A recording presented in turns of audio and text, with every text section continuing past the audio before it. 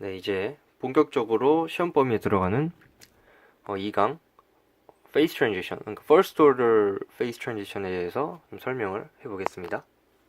이 부분은 실제로 조금 복잡하다고 하긴 좀 계산이 더럽고 좀 생각할 부분이 많은데, 그런 것들은 여기서보다는 사실 교수님이 올려주신 PPT나 뭐 다양한 자료들을 보면 그래픽적으로 그래프들이 잘 나타나 있기 때문에 저는 이제 대충 흐름을 알려드리고 좀 그래프를 보면 이제 어떻게 이해하면 되는지를 알려드릴게요.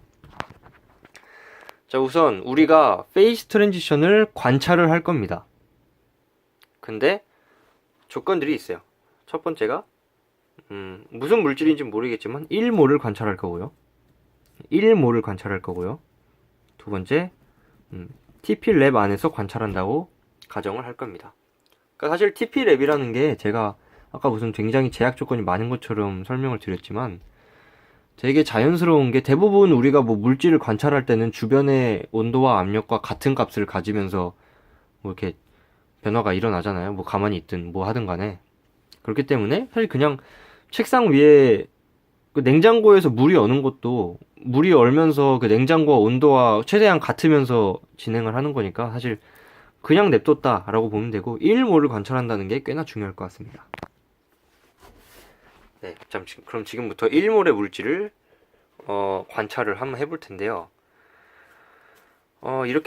이렇게 시작을 해야 돼요. 근데 원래 우리가 반데르발스 이퀘이션을 조금 더 심도 있게 배웠어야 하는 게 맞지만 좀 빠르게 진행하느라 그러지 않았던 것 같은데, 자, 시작을 반데르발스 이퀘이션을 그래프로 나타내는 것부터 시작합니다.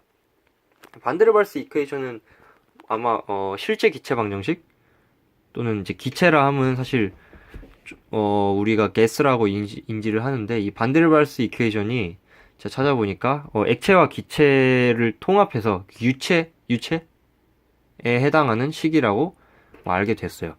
그래서 그 식을 그래프로 표현해 보니까 이렇게 나오더라 이겁니다. 자, 이 그래프는 반데르발스 이퀘이션에 의해서 온도가 정해져 있을 때, 그러니까 온도를 일정하게 유지했을 때 그 1몰의 물질의 부피와 압력의 관계를 나타내는 식이 이렇다 하는 것이었습니다. 그래서 뭐 구체적인 식은 몰라도 되고요. 자, 그래서 이 물질을 가지고 특정 부피로 만들었어요. 특정 부피로 만들었을 때 그때의 압력을 알 수가 있네요. 그쵸? 네, 그때 압력을 알 수가 있습니다. 자, 그런데 여기서 문제가, 누군가가 이렇게 물어봤어요. 특정 압력을 주었을 때 부피는 어떻게 결정되는가? 라고 하면 이 그래프로는 설명할 수 없는 세 가지 부피가 나옵니다. 부피가 세 가지 중 하나라고 얘기할 수는 없죠. 어떻게 하나의 부피로 결정이 되긴 할 텐데, 특정 압력을 가했을 때 어떤 부피로 결정이 되는지를 이 그래프만 보고 알 수가 없습니다. 그래서 역시 이번에도 열물리학의 궁극적인 방정식 또는 그러니까 방부등식인 에너지 미니마이제이션을 해야 합니다. 자, 우리가 가진 이 1몰의 물질 TP랩 안에서 에너지 미니마이제이션을 해야 됩니다. 하지만 1강을 잘 들으셨다면 깁스 에너지, 그냥 뮤 n을 미니마이즈 하면 된다. 또 여기서 n은 1이기 때문에 1몰이기 때문에 뮤를 미니마이즈 하면 된다 라고 넘어가실 수 있을 것입니다. 1강을 잘 이해하셨다면. 그래서 제가 깁스 프리 에너지에 대한 얘기를 한 건데, 자, 그래서 우리는 T와 P가 정해져 있을 때 어떤 부위가 뮤를 가장 미니마이즈 하는지를 알아야 합니다. 자, 여기까지 보면 또 조금 이상한 게, 애초에 G가 지금 부위의 함수가 아니에요. 그러니까 부위가 달라져도 얘가 지금 달라지지 않을 것 같아 보이죠. 그래서 셋 중에 어느 게 G를 미니마이즈 하는지 논의하는 게 의미가 없어 보일 수도 있지만, 또 이것도 사실 전에 잘 배웠어야 하는 것인데, Gibbs-Duhem Relation이라는 게 이런 데서 의미가 있습니다. 자, Gibbs-Duhem Relation은 이렇게 생겼다고 우리가 뭐 기존에 뭐 주입을 가졌든지 외웠든지 했었어요.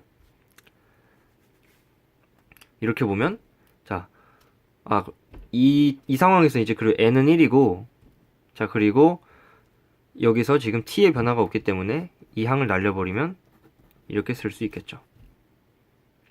자, 그래서 뮤의 변화량은 VDP다. d뮤는 VDP다 라고 해서 사실 이 깁스 프리 에너지가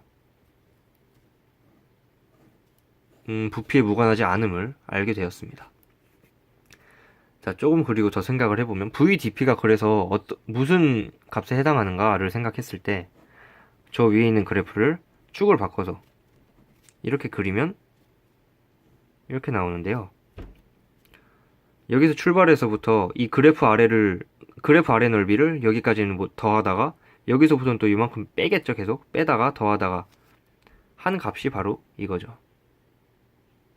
네, 그래프 아래 넓이를 더하다가 빼다가 더하다가 그렇게 해서 계산한 그래프 아래 면적이 바로 VDP고 그것이 바로 d뮤라는 것입니다. 그래서 뮤 제로라는 초기 값을 어떻게 설정하든 간에 어차피 케미컬 포텐셜이기 때문에 이것도 초기 값이 중요하진 않고 어디서 최소가 되는가를 이걸 이용해서 찾을 수가 있어요. 그래서 그 과정은 여러분들이 혼자 하거나 다른 그래픽 자료를 참고하시기를 추천드리고, 그래서 결국에 어떻게 나오는가 하면, 자, 여기서 제가 이 상태에 있는 이 1몰의 물질을 V를 이렇게 쭉쭉쭉 줄이고 있다고 한번 가정해 볼게요. 점점 힘을 줘서 V를 줄이고 있는 거예요. 부피를 줄이고 있는 거예요. 여기서는 이렇게 되겠죠. 자, 이 순서를 따라서 깁스 프리 에너지가 압력에 의해서 어떻게 달라지는가를 보니까 이렇게 나오더라 이겁니다. 네, 이 순서대로 이렇게 나오더라 이겁니다. 여기서 처음부터 자, V를 이렇게 줄여 나갈 때, V를 줄여 나갈 때 이 순서대로 이렇게 간다 이겁니다. 자, 그럼 이제 이 그래프를 보고 처음에 물음에 답할 수 있겠네요. 특정 P가 주어졌을 때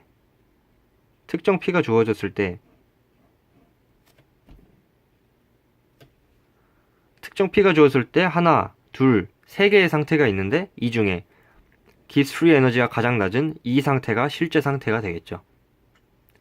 열물리학에서 배운 에너지 미니마이제이션이 이걸 하려고 배운 것이죠. 자, 그래서 이게 실제 상태가 될 것입니다. 여기서도 이 P가 주어졌을 때 하나, 둘, 세 개 중에 이게 실제 상태가 될 것입니다.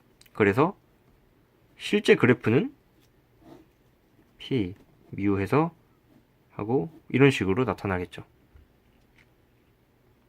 이걸 원래 그래프로 돌아가서 보면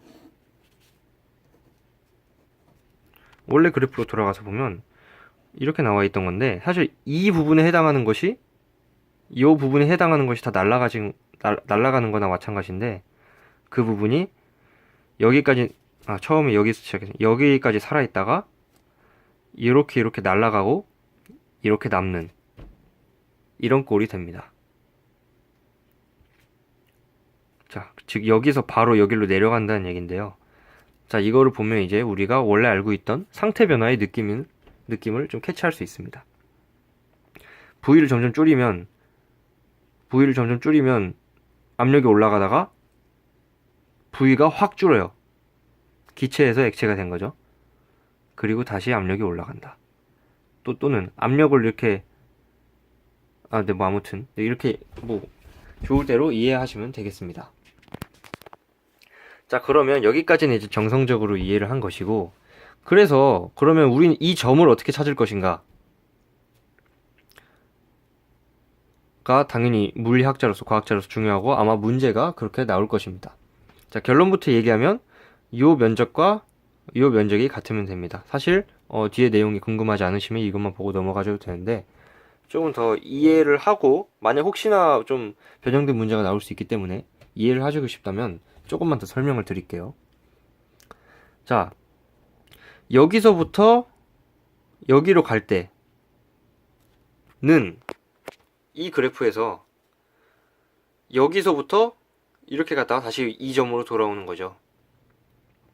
그러니까 이 깁스 프리 에너지가 변하지 않는 그러니까 이 깁스 프리 에너지 변하지 않게 이 점에서 이렇게 갔다가 다시 돌아오는 거죠.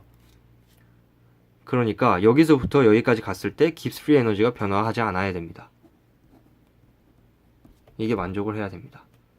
즉 얘는 아까 위에서 봤듯이 얘예요. 얘가 0이어야 됩니다.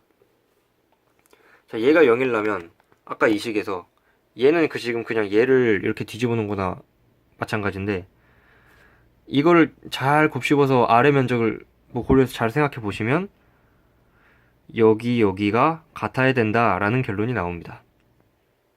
별로 어렵지 않아요. 그렇기 때문에 여기와 여기가 같은 높이에서 우리가 잘라서 이렇게 만들어주면 이게 상태 변화 곡선이 된다 라는 것을 알 수 있습니다. 자, 여기까지가 메인 가장 중요한 내용이라고 볼 수 있고요. 한 가지 더 붙이자면, 자, 그래서 상태 변화를 겪는 동안에 엔트로피 변화를 그래픽적으로 나타낼 수가 있어요. 그래서 엔트로피 변화는 첫 번째 ds du 하고, 자, 몰 변화는 없기 때문에 이렇게 두 개로 표현할 수 있죠. 첫 번째는 t분의 1입니다.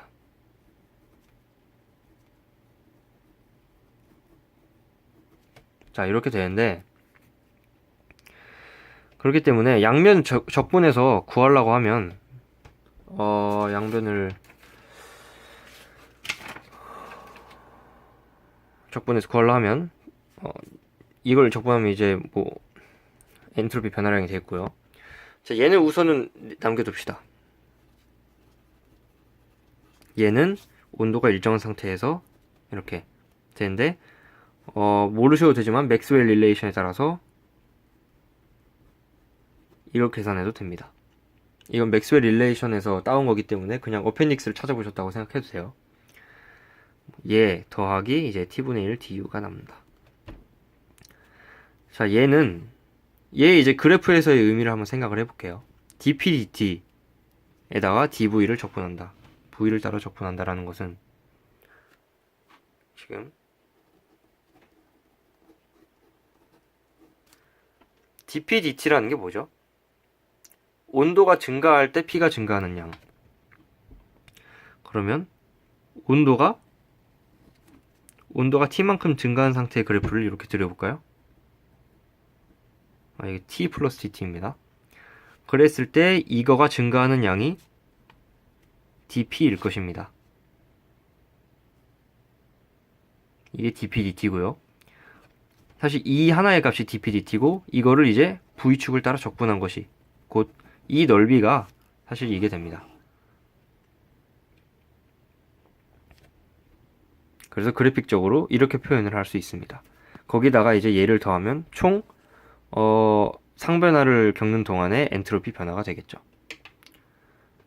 하지만 뭐 가장 밑에 내용은 이해를 하셔도 되고 못 하셔도 되는데, 자, 그래서 에리아 1과 에리아 2가 같다의 기본 베이스를 이해하시는 것이 이 강의의 핵심이고, 그래서 여기까지 끝내고 다음 강의에서는 레이턴티트와 클라페이론 이퀘이션을 간략하게 소개하고, 그 다음부터는 스타티스티컬 메카닉스로 넘어가기로 하겠습니다.